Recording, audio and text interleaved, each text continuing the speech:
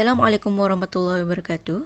We are Group 6 from RE 4000 class, Section 17. So we want to present a topic about the effect of COVID-19 to Malaysia economy. So for the introduction, since December 2019, a pandemic has occurred throughout the world that emerged from China. Even though there are many initiatives done by the government to prevent the widespread, but the effects on its economy is undeniable, whether it is individually or socially. So the longer the virus spread, the greater impact on the economy will occur. So therefore, we firmly believe that the pandemic of COVID-19 led to the economic crisis of Malaysia, where it affected Malaysia communities, industry, and also Malaysian economic development. So now I will continue our presentation with the first point, which is the economic impact of COVID-19 on Malaysian societies. It is a fact that COVID-19 has given a major impact towards Malaysian communities such as employers, employees, businesses, and other people. According to the Age Market 2020, it will be difficult and challenging for the Malaysian workers and laborers to survive for more than 1 week in this COVID-19 pandemic, as many of them are losing their job and suffering from the increase in household expenses. And then, it was also recorded by the Department of Statistics that the unemployment rate in Malaysia rose to 5.3% in May this year. And then, the MAF Executive Director states that more than 50% of self-employed Malaysians have been laid off and 28% employers have significant drop in their monthly income due to the COVID-19 pandemic. So now, I will further explain on how Malaysian communities are affected by the economic crisis during this pandemic. As I mentioned before, those who are self-employed, employers and employees are suffering from the decrease in their monthly income. So for the self-employed, they face a plummet in their monthly income due to the closure of their business, restrictions and limited movement as instructed by the government, difficulties in getting and providing supplies, and also because of low demand from consumers, especially things that have less priority or unnecessary during this pandemic. For example, those who run a cafeteria or restaurant in universities will suffer a great loss because students are learning through online at their own place or hometown. Next, for the employers, they suffered a drop in their monthly income due to the unavoidable problem such as the disturbance in the manufacturing and also because of projects that could not be carried out or had to stop until this pandemic end. Nevertheless, the employers still need to pay for their workers' monthly salary and also for the company utilities and management costs. Moving on to the employees. They face depletion in their monthly income because of the reduction in their working hours. Before pandemic, many employees, especially those who work in the factory, they are most likely to do overtime to increase their monthly pay wage. But today, it is very difficult to do so. As a result, many of them are doing part-time jobs such as Grab and Foodpanda to increase their monthly income. Apart from that, many employees also had lost their jobs, especially those working in sectors affected by the pandemic such as tourism, airline, and manufacturing. This is probably because of the companies had suffered a great loss. Next, attributable to the lockdown that had given constraints to the workers, young employees have higher possibility to lose their jobs because of their lack in work and labor experience, and then they are the least likely to be able to work from home and the most likely to work in industries and professions labor market with the highest job loss during this COVID-19 pandemic. Then, the rise in the unemployment rate during this COVID-19 had affected the opportunities for the fresh graduate students to get job, as many workplaces have reduced their workers to the minimum number in order to compensate and minimize their loss. Then, they are also unable to choose jobs that equals to their qualifications due to the limited demands.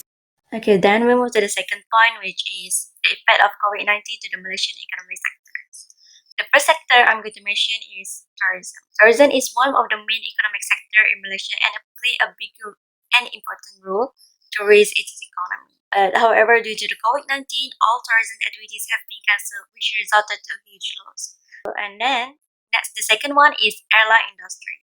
Due to the current travel ban, it resulted to the lack of demands from the passengers and also which led to the bankruptcy. And due to that, it suffered a slow recovery due to the lesser profit gained by the airlines. So last but not least is hospitality industry such as hotel. It suffered a huge loss due to the cancellation and delaying of room booking, and it also suffer lack of demand due to the society fear and also the instability of economy among Malaysia. Okay, next we have industrial and plantation sectors, where is industrial suffer lack of supplies because of the imported countries such as China was heavily affected by the virus that forced them to stop their operation for a while. And the second one is the closure of factory and workplace due to the infection of more workers because of the mass number of workers working there. And the third one is shortage of labor due to the ban of foreign workers from returning. So the plantation sectors suffer lack of demands from foreign buyers because of the instability of economic among the society and also the border closure. And the second one is the sellers suffer a plunge of price due to the good is not selling very well in the country, which reflecting the Malaysian economy during the MCO.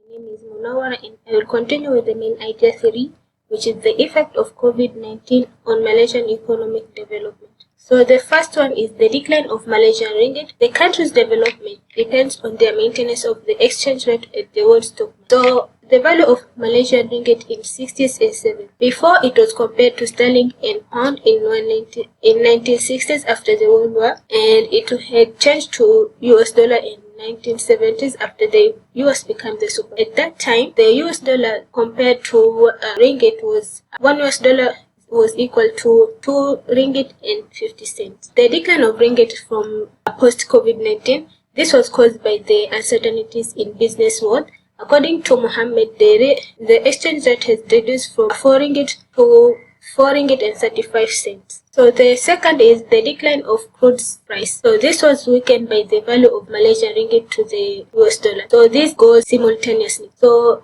COVID-19 has led to many uncertainties in business ventures between Malaysia, China and US because of the closure of the borders, which has caused the Malaysian ringgit to decline to the US dollar by 1.3%. According to Flanders 2020, the domestic economy will also be affected by the sharp decline of volatile shift in crude prices. The third one is the evolution of Industrial Revolution 4.0. So many companies have applied technologies to replace number of people in one area. For this reason, virtual platforms such as Google Meet, Zoom, Skype has made a great impact in different sectors such as education, business, and health. The development of applications such as Sejahtera and MyTrack by the government to reduce the number of COVID-19 in Malaysia by tracking places that have high risk toward COVID-19. According to the Director General, Tansri Dr. Noor Hisham, more than 90,000 cases were detected. The application since it was launched in April 20 this year.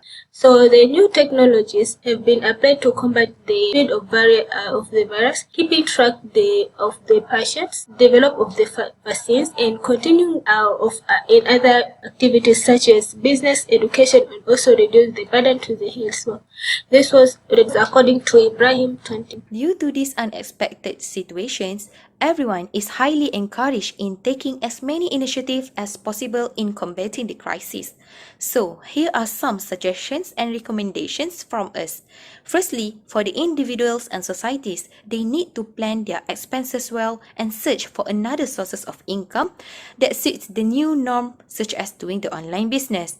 Then, always give full cooperation to the government by obeying their instructions and commandments, as Allah also said in the Quran in Surah An-Nisa verse 59, O believers, obey Allah and obey the messengers and those in authority among you. Other than that, people are highly encouraged to help each other, be kind, be empathic, and be other-oriented during this pandemic. Next, for the government part, firstly, they can continue to provide financial assistance to those in need such as B40 group and small businesses, and then they can also upgrade the facilities such as data connections and Wi-Fi in selected areas, especially the rural areas.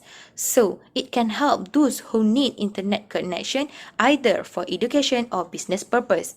Last but not least, in order to improve the Malaysian's economy, the government can start to focus more on industries or businesses that are the least likely to be affected by COVID-19 as new sources of Malaysian economic income. Thus, without the efforts from everyone, Malaysia will never break free from the effect of this COVID-19 pandemic. To conclude, Malaysia was the first country to come up with a quick response to protect its citizens from COVID-19 and also to minimize the effects its economy. COVID-19 has caused many effects on Malaysian economy, such as impacts to the Malaysian community, Malaysian economic sectors, and Malaysian development. So that's all from us. Thank you. Assalamualaikum warahmatullahi wabarakatuh.